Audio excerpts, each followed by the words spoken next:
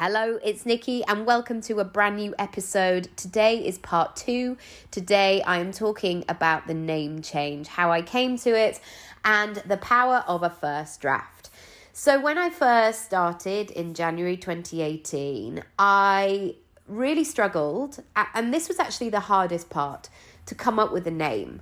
And as I often do, I grab a big piece of paper, or actually we've got one of those rolls from IKEA. I don't know if you've ever seen them in the kids section. I highly recommend them. They're about £4 or £5, and they're basically like a roll of wallpaper, which you can draw on. And my kids absolutely love them for their drawing, but I really like them as well for being able to capture my ideas. And I really liked the alliteration of dreaming and doing, and I really had a sense like, oh yeah, I like that. It's got a certain ring to it. But I knew that it wasn't the one. However, I knew I wanted to get this thing out there. I knew I wanted to press go and launch, and I didn't feel like I wanted to wait months and months and months for the perfect name.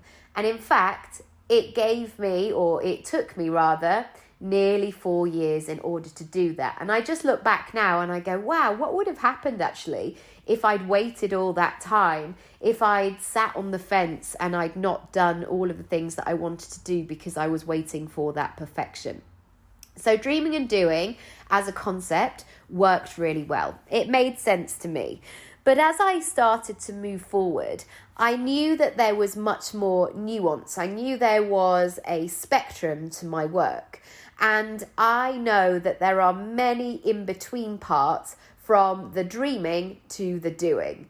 Because usually there is the dreaming, and then the thinking, and then the considering, and then the self-doubting, and then the rewriting, and then the hating. And we basically go on this big emotional journey to get to the finished product, I guess, to get to the end result.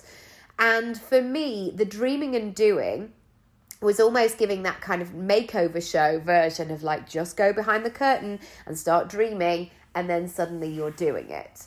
And I knew going forward that I wanted to talk much more in detail of what it took to build your own version of success.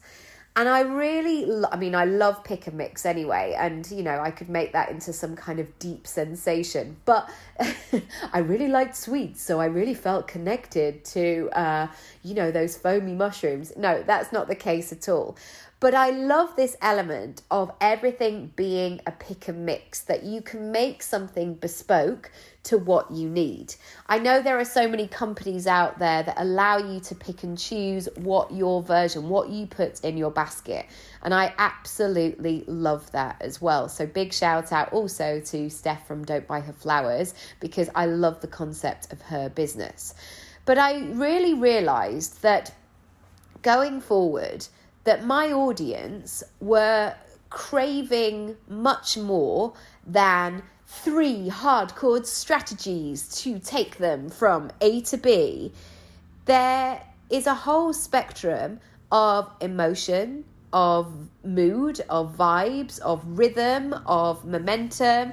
So some people might come to me and go, I really want to work on my money mindset. Or I really want to have a motivational listen on a Monday morning. Now, this for me is about, and I think this is why it's taken so long as well, this was really for me of getting clear on what I was here for and what I wasn't. Because there are so many things that I'm interested in, but it's not my place to talk about them. So, for example, I'm reading a lot about the menopause at the moment. Am I suddenly going to spend a whole season interviewing menopause experts? No, probably not. But in the future, I may interview somebody who might talk about working with your version of success and being able to make that work in that kind of stage of life. And so really being clear about what I was here for, the mission, the intention was so crucial. And I know in my umbrella of supporting people to create a personal brand, it does have those 4 stages. It does have planning. It does have packaging and pricing and presenting and really propelling it and taking it to the next level. So as long as my content falls into, I guess, one of those buckets, it's really going to support me going forward. Then I wanted to also talk about the power of this first draft and not waiting until it's perfect, I guess. And on paper, this podcast is still not perfect. It's still not recorded in a fancy studio that I would like to in central London. But we are where we are at the moment.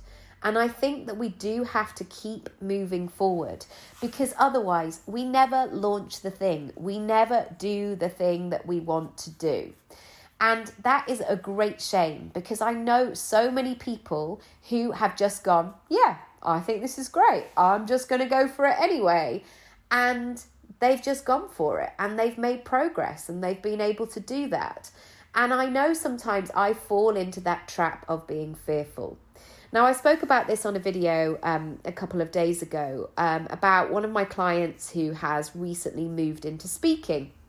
And she was talking about really realizing the spectrum of what she could talk about, because she did one of her first talks the other day, and it was really lovely that she got to the end of this, and I'm sharing all of this with permission. She got to the end of it, and so many of her audience had so much more to say. They had questions, they wanted to find out more, they wanted to know X, Y, and Z. And unless she had done that first version of the talk, she would have no idea about it. So what happened at the end of it was that she came away and said to herself, oh, there's lots more to this. Oh, this is really interesting. This has given me some really great clues. This has given me lots of insight. And that's what happened with the podcast. By launching essentially before I was ready, by going with the name that was available and the kind of the best of a bad bunch at the right time, it meant I got the podcast out there. So I want to ask you today, where are you holding back and where are you waiting for that perfection? So that might show up for you as, oh, I keep saying that I don't have time, or it's not the right time, or I need X, Y, and Z in order to do the thing I actually want to do. I want you to get really clear on those specifics for yourself and not allow yourself to get away with sweeping statements. And this, of course, is about being really gentle and kind. But if I'm saying to myself, oh, I'm not ready to do that, or that's probably something I'm going to do in 6 months, fair enough, absolutely. But when I have those very bold statements that I tell myself, I always now ask why. Why do I need 6 months? What will I think will have changed in 6 months? What clues am I waiting for? What reassuring moments do I hope will happen that will give me the indication that I can then move forward? So for example, if you're about to have a baby and then you're going, oh, I think I'm just going to launch X, Y, and Z. You don't need to do all of the things all at the same time. Absolutely. Just go and have your baby and do what you need to do. But if you are somebody who has gone through a pattern of always waiting or always convincing yourself you're not quite ready, or you keep putting those blocks in, take this as an invitation today to ask yourself further. Why are you waiting? Is there some fear there? Is there some hesitation? Is there some judgment there? Do you need more reassurance? And what form would that reassurance take? And again, we are all human beings, part of the human experience, and it's absolutely fine to say, I'm just not ready yet. I just need a bit more time. Great. Take that time. Get the support that you need, but be really clear on what that practically looks like. As always, I really appreciate your time today. I have loved you being here. And if you want more help, the Jam and Plan version, the online version, is now live. This is your CEO day, which is 4 intense sessions covering money and sales and reflecting and creating a strategy and a plan and understanding where you want to get to. It's a really great day. You can do it within the day. It's 4 sessions. You can do it at your own time and pace, but also you can come back to it as and when you want. So you you might want to spend the next 4 weeks on it, going, right, week 1, I'm going to do this, and then implement it. It's all yours to access whenever you need. So I hope you find that useful. Go over to nikiraby.com/jam and plan, and I will see you in the next episode. Lots of love.